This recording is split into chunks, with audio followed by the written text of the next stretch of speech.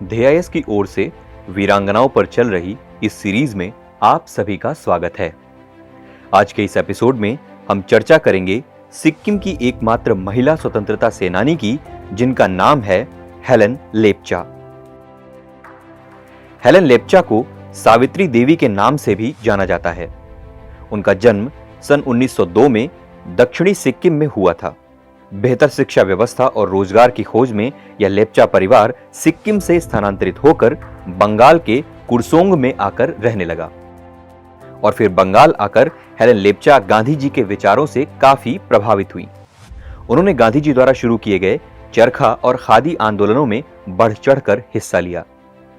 सन 1920 में बिहार में आई भीषण बाढ़ के दौरान हेलेन लेप्चा ने राहत कार्य और पीड़ितों की मदद करने के लिए महत्वपूर्ण भूमिका निभाई।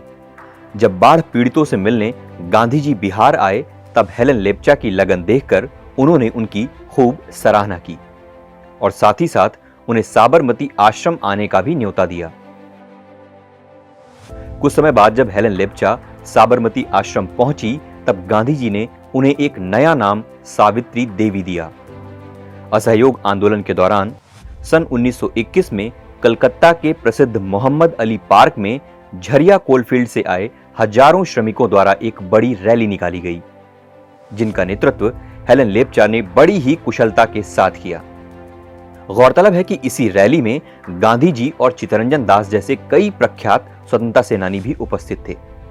ब्रिटिश शासन की क्रूरता से जूझ रही आम जनता के बीच अपनी बढ़ती लोकप्रियता के कारण हेलेन लेप्चा ब्रिटिश सरकार की नजरों में आ गई।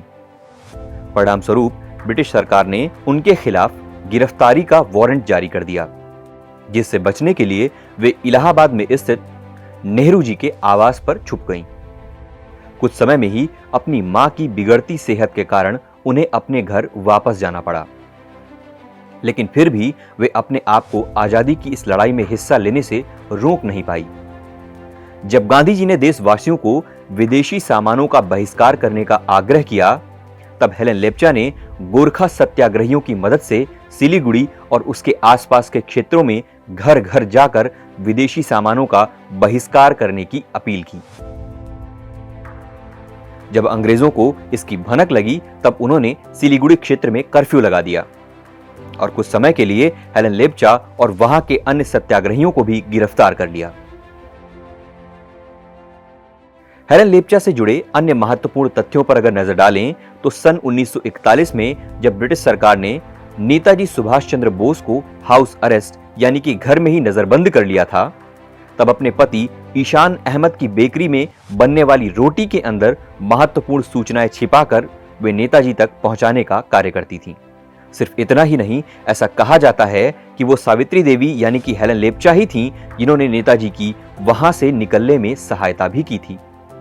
इसके अलावा गांधी जी के नेतृत्व में शुरू हुए भारत छोड़ो आंदोलन के दौरान भी हेलेन लेप्चा ने अपनी भागीदारी सुनिश्चित कर आंदोलन में अहम भूमिका निभाई।